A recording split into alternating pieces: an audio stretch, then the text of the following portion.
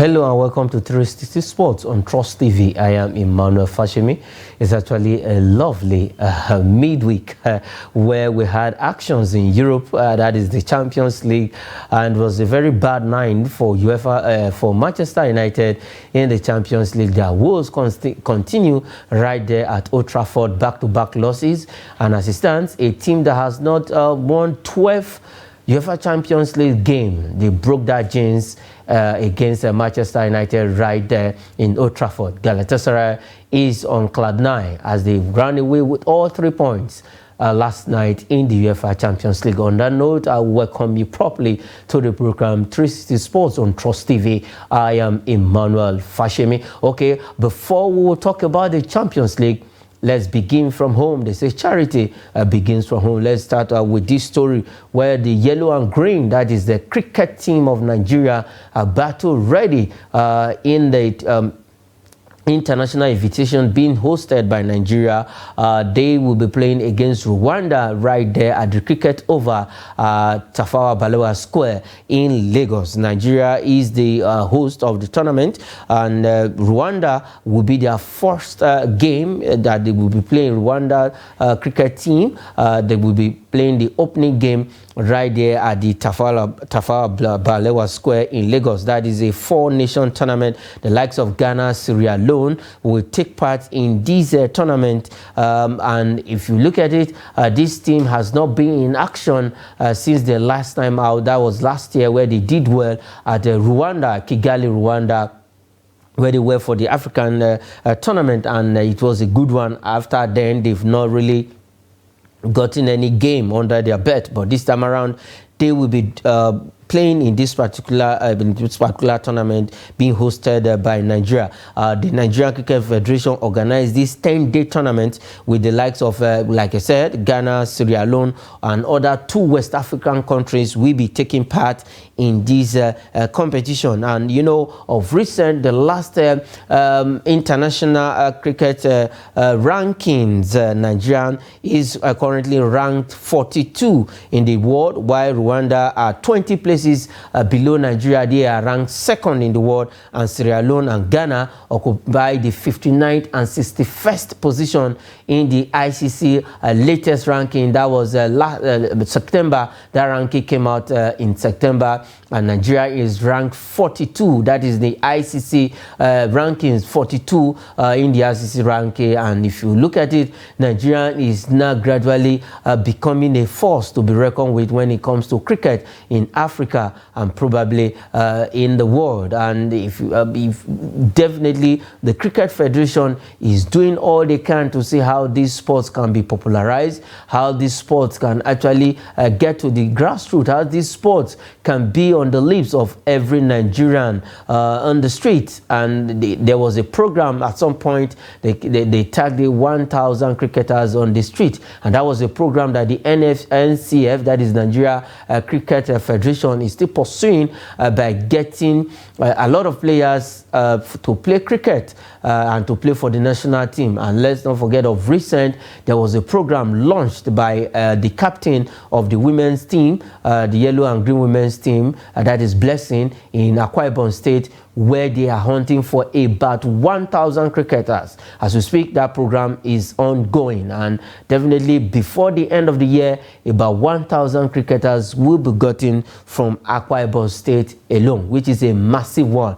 Let's know when this game started in Zamfara alone, the NCF, that is the Nigerian Cricket Federation, was able to get 50 women to be playing cricket, and as we speak, those ladies are still playing cricket from Zamfara State. So they can actually do a lot. The Cricket Federation can do a lot, and let other private organizations come in, invest in our sports, invest in cricket. Cricket is fast gaining ground in Nigeria and in Africa. When it comes to cricket right now, you know, you call the likes of South Africa, Zimbabwe, Zambia, but now Nigeria also wants to at least get there, not only football alone. Okay, I don't know if my guest is ready from Plateau State, Jos, that is Abba Michael. If he's ready, let him join us on the program live and direct from from Plateau State. Okay, how about Mike? Welcome to the show, and it's a beautiful Wednesday in the city of Abuja, that is the Federal Capital Territory, and also believe that Jos is also looking good this lovely day of the 4th day of October 2023. Now, Michael, welcome to the show. The Nigerian Cricket Federation has put up a 10-day tournament that will be having the likes of Ghana, Sierra Leone, and 2 other West African countries to play in this 10 days tournament. Yes, I mean, this is what our athlete needs. I mean, the cricketers. You can't ask for anything better. You need more tournaments to get better, to get in shape. And I believe that our Nigerian contingents are actually proving a point. We call them the yellow greens. I think they will take on Rwanda, even though Rwanda is a Central African, but then they were given a special invite to be part of this. I want to believe that it's an opportunity for Nigeria to make a stake. I believe that in no distant time, at the pace we are moving, within the next 1 year, I believe our ranking will go much, much higher. Yes, our ranking will go much, much higher. Are you surprised that we are ranked 42 in the latest ICC ranking? Well, I'm not surprised because we've been decent. Uyi Akpata, the president of the Cricket Association, so has been doing a great job. He's been all over the media. He's been ensuring that cricket is giving visibility. So it doesn't really come as a surprise to me. The pace is moving. I believe that we should be in the top 30 by the middle of next year. Okay, we should be in the top 30 by the middle of next year, and that is a very good one, quite a commendation, and congratulations to Akpata, that is the president of the Nigerian Cricket Federation, for actually for putting everything together to see how cricket can become a very viable sport in Nigeria, and then Nigerians will be a force to be reckoned with when it comes to cricket. A lot of programs has been lined up. In fact, from the beginning of the year till now, programs upon programs in the Cricket Federation, and that is quite a very good one for a sport that is not too known in Nigeria. Everybody loves football, but now let's at least tilt towards cricket and see how we can better a lot when it comes to cricket in Nigeria, and then in Africa, probably in the world. The likes of India, they started somewhere, Bangladesh, Pakistan, Sri Lanka, they started somewhere like this. New Zealand, when it comes to cricket, where we will get it right at the right time. Okay, let's leave that story and talk some football administrative matters right now, where it is not the good news. We now have a new coordinating officer for the NNL, that is in the person of Dr. Ayo Hamid Abrahman, who is now the CEO, the COO, that is the Chief Operating Officer for the Nigeria, for the National League, that is the NNL. You know, the NNL is the second division of Nigerian League, where we get teams that are promoted to the NPFL. And now this Dr. Hamid Ayo will take over from Emmanuel Adesanya, who has clocked 60 in the civil service, and he has retired. But now Dr. Hamid Ayo Abrahman will be the new COO of the NNL. Michael, what's your take on Dr. Hamid and now the new CEO of the NNL? Yes, I mean, first of all, the AGM, I think, was in Jos. There were lots and lots of ceremonies for the NNL in Jos the last weekend. So I got some snippets from what happened during the weekend. And of course, we are glad for Desanya. He has actually done a great job. And for Abdurrahman, that has just been appointed, I think he has paid his dues as a federal civil servant, rising through the ranks to the position of a deputy director. And of course, he owns, I think, a PhD degree. Of course, he also had a doctorate degree. So he's somebody who has paid his dues, and this is the kind of reward system that comes with it. When you pay your dues, when the time comes for recommendation, these are the kind of opportunities. We hope to see, Abdurrahman take the NNL to the next level. We're happy that both from the MPFL to the NNL to the Nationwide League, there's a lot of synergy going on. So big kudos even to, Elegbele at the NFF, MPFL level. So we're happy for this appointment. It's good. It's a big plus.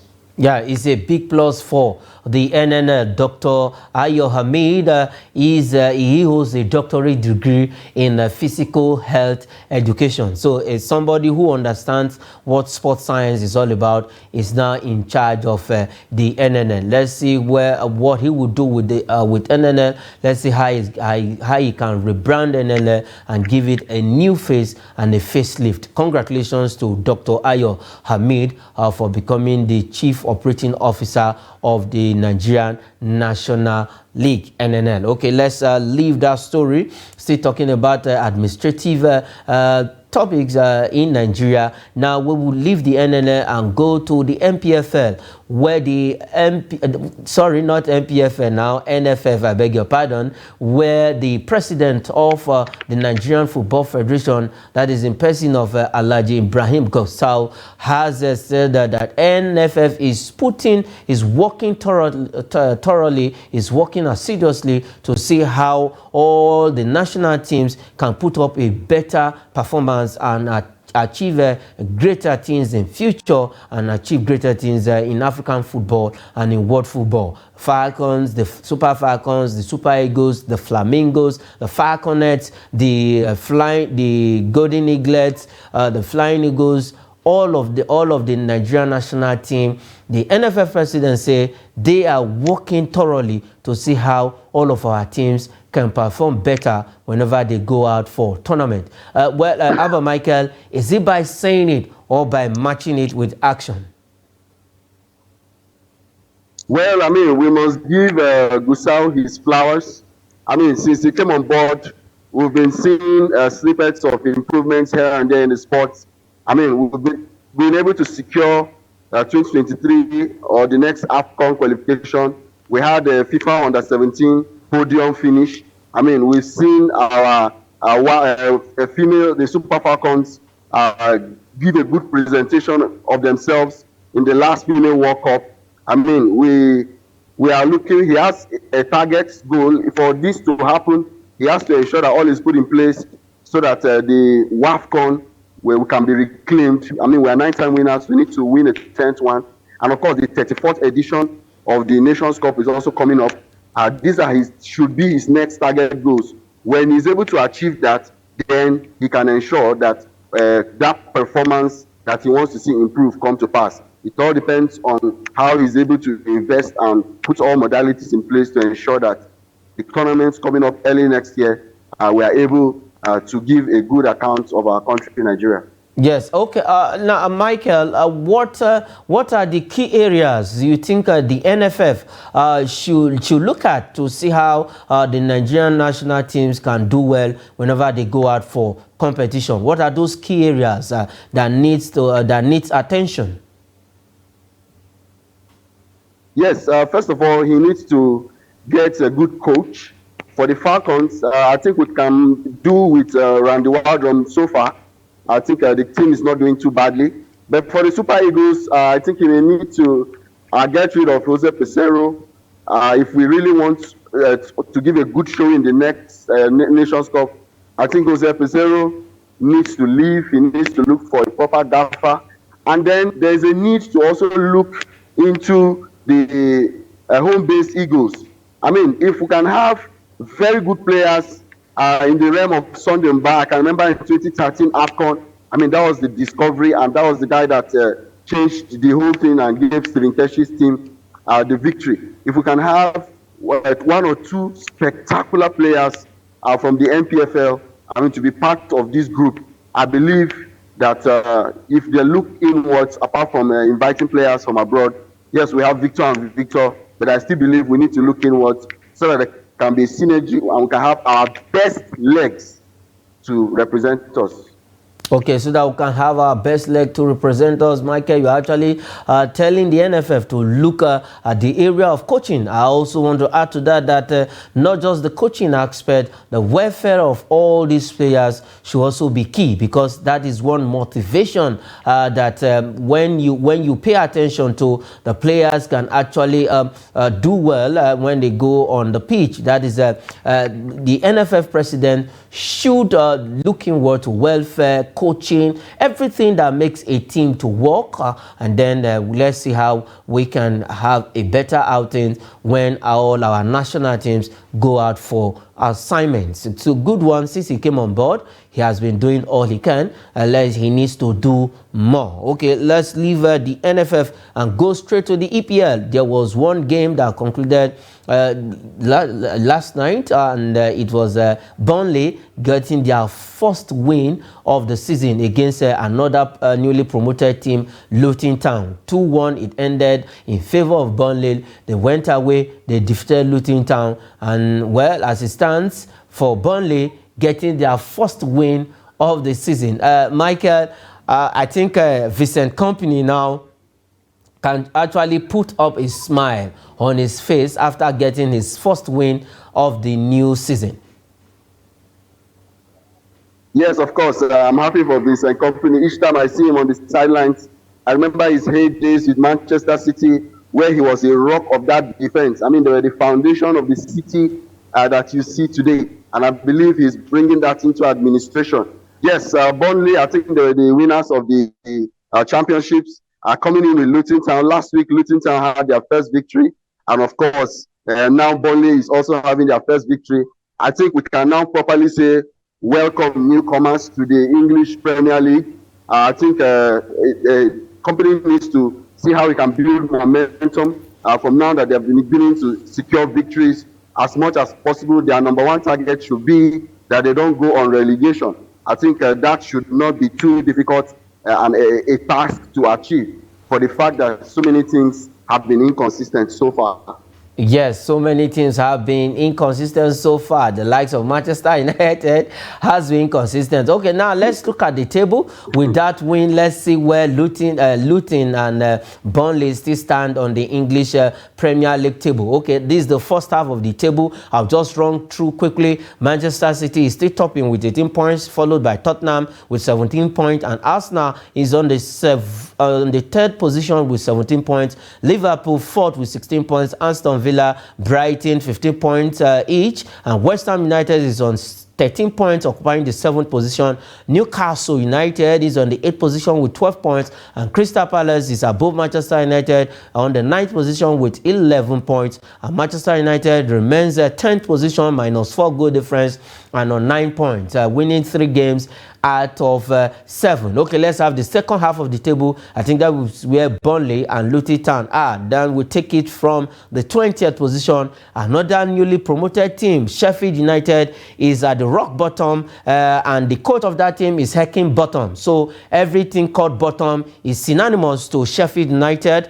They are 20th with 1 point, and Bournemouth is on the 19th position with 3 points, and Burnley now has moved up to 18th position after that win. They now have 4 points, same points where Luton Town that they defeated away, -8 and -10 goal difference between the two of them, and Everton is on the 16th position with -6 goal difference and 4 points.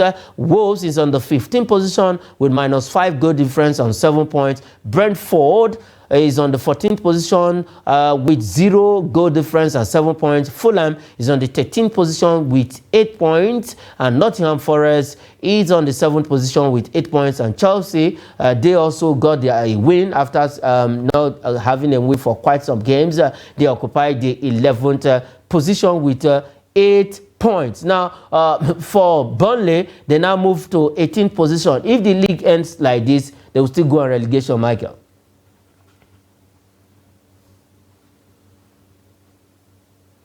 Okay, Michael. Okay, we lost Michael there. Okay, as it stands right now for Burnley, with that win, they are now on the 18th position with -10 goal difference and with 4 points. Like I said, if the league ends like this, that means Burnley will still go on relegation, but it's a good one. Like Mike has said before we lost him, it's a morale booster, is a confidence builder. That win is a confidence builder for Burnley. They need to build on this momentum right now. They need to build on this victory and see how they can continue to grind out victories in the English Premier League if they still want to play there, play in the top flight league next season. And for Burnley and Vincent Kompany, is congratulations to them for getting their first win of the new season. Good one from Burnley. And for Luton Town, the struggle still continues for them to also get their own their second win of the season. Okay, let's leave the EPL and go to the mother of all leagues in Europe. That is the UEFA Champions League. Whenever it is the UEFA Champions League, you know it is the night of champions. It is the night of surprises. It is the night where teams that are the smaller teams shock the big ones. So we have the results for all matches played in match day 2 of the UEFA Champions League. We will begin from the first result. That is the group where Manchester United is. FC Copenhagen at home lost to Bayern Munich of Germany 2-1 it ended. And Manchester City also at Old Trafford. The two teams in that group that are played at home, losing their games. And Manchester United lost to Galatasaray. Not just lost to Galatasaray alone, they also lost Casemiro through red card after getting the second yellow card in that particular encounter. And Onana doing what he knows how to do best, causing troubles for Manchester United. And Lens 2, Arsenal 1. Arsenal lost away to the French outfit. And PSV Eindhoven, the Dutch side, played 2-2 draw with Sevilla. And FC Union Berlin 2, Sporting Braga 3, and Napoli lost at the Maradona Stadium 3 to the perennial winners of the UEFA Champions League, that is Real Madrid. They are the Champions League themselves as they stand right now. It was not too good night, a good night for Victor Osimhen and his entire foot soldiers last night in the city of Naples. They lost to Real Madrid 3-2 it ended. And for Manchester United, also they lost at home to Galatasaray, a team, like I said from the beginning of the show, that for the past 12 top European Champions League games, they've not gotten any win. They've only managed draws in those 12 games. But right now, they've broken that jinx by beating Manchester United at Old Trafford 3-2. For Mario Icardi, he missed a penalty and he was able to redeem himself, giving his side, Galatasaray, that third goal to ensure they leave Old Trafford and England, the city of Manchester, with all of the 3 points in the bag. And as it stands in that group, they have 4 points, with Bayern Munich having 6 points, 2 wins from 2 games, 6 points for Bayern and 4 points for Galatasaray, 1 point for FC Copenhagen in that group. And it's not looking good for Manchester United as it stands right now. Their woes continues in the UEFA Champions League. Okay, let's look at some fixtures. We'll be having fixtures in other groups tonight in the UEFA Champions League. We have fixtures in Group E and then in Group F. And then the fixture between Atletico Madrid, that is in Group E. Atletico Madrid will be at home at the Wanda Metropolitano to welcome Feyenoord, and Celtic, also the Scottish champions, will be at home to play Lazio. That is in Group E of that of the UEFA Champions League. Atletico Madrid, they are 2 times finalists, that is UEFA Champions League, and the 2 times they've got into the final, they've been beaten by the big team in the city with them also, because Atletico Madrid